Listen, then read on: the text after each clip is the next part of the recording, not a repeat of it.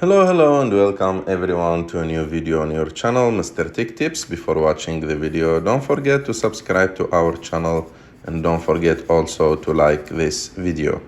In today's video, I will show you how to change your route on Google Maps. To do this, it's very simple. You have just to go open Google Maps and after that choose the place that you want to visit. For example, I will put the city of Sousse. After that, click on direction. Choose the transportation that you will use, like car or motorcycle or whatever. After that, zoom in on the map.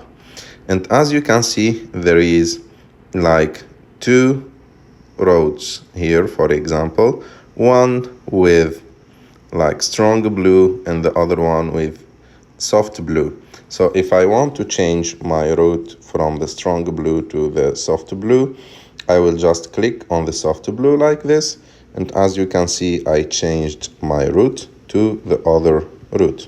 And you can do it also if there is other options like that.